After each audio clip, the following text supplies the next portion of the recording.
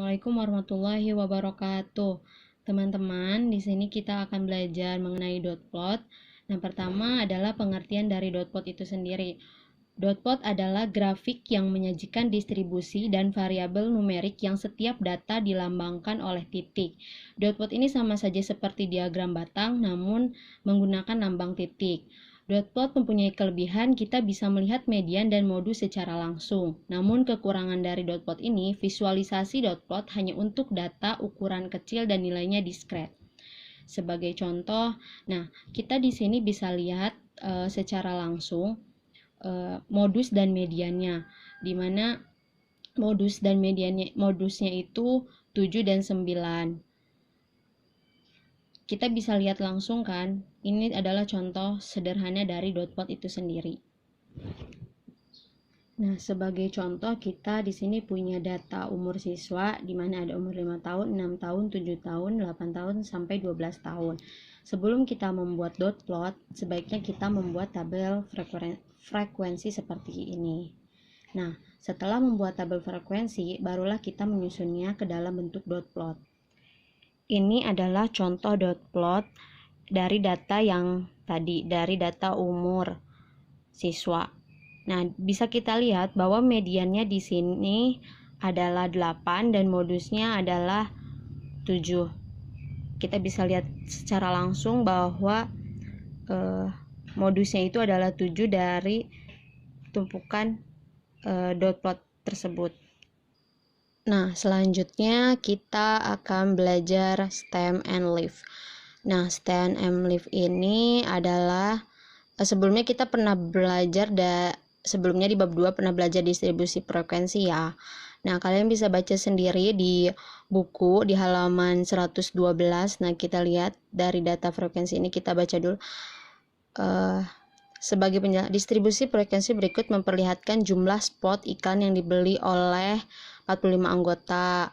Nah, kita mengamati bahwa 7 dari 45 dealer ini membeli sedikitnya 90, namun kurang dari 100 spot. Akan tetapi, apakah spot yang dibeli pada kelas tersebut terpusat di sekitar 90, tersebar mendatar di seluruh kelas, atau terpusat di dekat 99? Kita dapat mengetahuinya nih. Pertama, lihat tabel frekuensinya. Teknik yang dipergunakan untuk menampilkan informasi kuantitatif dalam bentuk singkat disebut dengan tampilan stem and leaf. Kelebihan dari stem and leaf ini dibanding distribusi frekuensi adalah bahwa kita tidak kehilangan identitas masing-masing pengamatan. Pada contoh di atas, kita akan mengetahui identitas nilai-nilai pada kelas 90 hingga 100 untuk menggambarkan pembuatan tampilan stem and leaf menggunakan jumlah spot iklan yang dibeli. Anggaplah 7 pengamatan pada kelas 90 sampai 100 adalah 96, 94, 93, 94, 95, 96 dan 97. Ini hanya gambaran ya, atau contoh saja dari kelas 90 sampai 100 itu. Kan di situ frekuensinya ada 7. Nah, nilai stem itu merupakan digit awal pada kasus ini, berarti nilai stemnya itu yang 9 ini nih, yang 9. Terus yang left itu merupakan digit akhir. Itu tuh yang belakangnya yang 3 ini. Jadi stem terletak di sebelah kiri, nih kayak gini. Sedangkan yang left di sebelah kanan. Misalkan nih, nilai pada kelas 90 sampai 100, 9. Di sini kan pertama tuh nilai pertama 96. Nah, berarti stemnya itu 9, leftnya itu 6. Mengikuti lagi selanjutnya kan karena stemnya udah ditulis, jadi tinggal tambahin leftnya 4. Nah, tapi sebaiknya penulisan stem and leaf ini diurutkan sesuai dari data yang terkecil sampai yang terbesar. Selanjutnya nih ya, sebagai contoh di halaman 113 kita bisa lihat tuh. Sebelumnya itu kita harus melihat nih di tabel ini, kita melihat nilai maksimum dan nilai minimumnya. Kita lihat bahwa nilai minimumnya itu 88 dan nilai maksimumnya itu 156.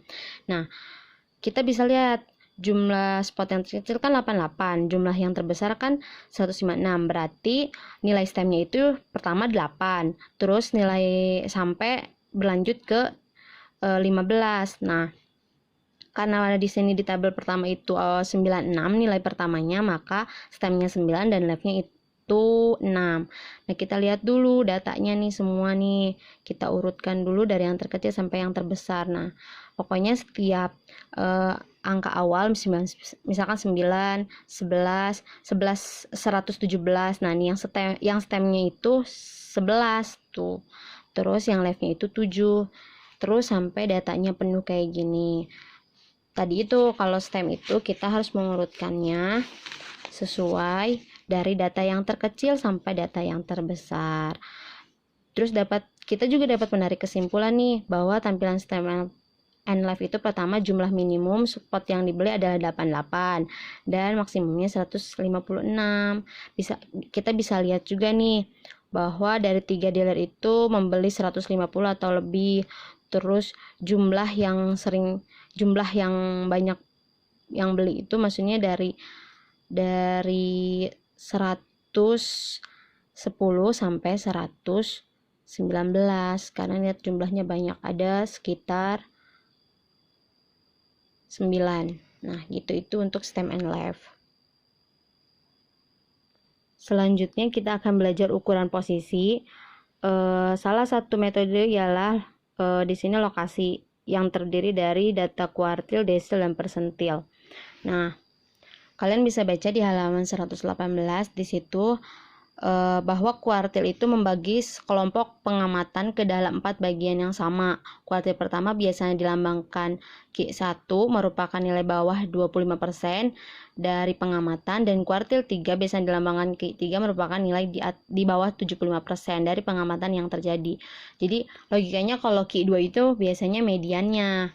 Nah, dengan cara yang sama, desil juga membagi kelompok pengamatan ke dalam 10 bagian yang sama dan persentil ke dalam 100 bagian yang sama.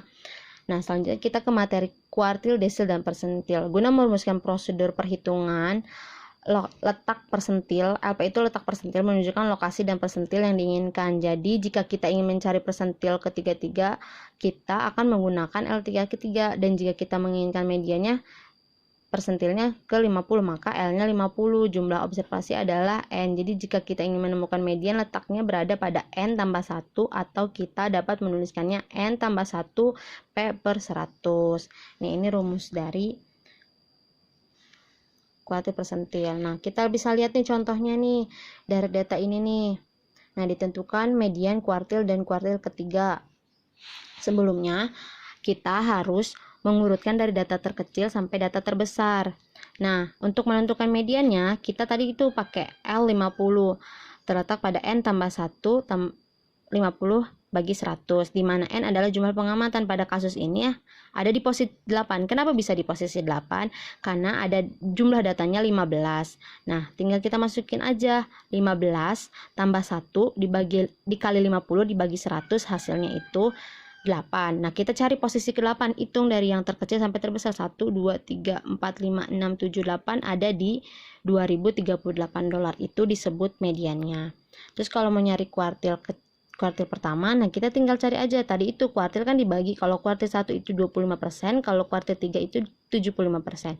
Nah, tinggal kita masukin aja datanya L25, N tambah 1, P per 100 sama dengan tadi itu N itu kan jumlah pengamatannya 15 tambah 1 dikali 25 dibagi 100 sama dengan 4. Nah, kita tinggal lihat posisi keempat itu berat mana, 1, 2, 3, 4. Nah, yang 1721 itu disebut dengan kuartil 1. Untuk kuartil ketiga bisa kayak tinggal masukin aja, tinggal diganti jadi L75% sama kayak tadi. Nah, hasilnya itu 15 tambah 1 dikali 75 dibagi 100, hasilnya 12. Tinggal kita lihat yang ke-12 itu yang mana. Nah, yang ini yang $2.205. Jadi kuartil 3 nya $2.205 gitu.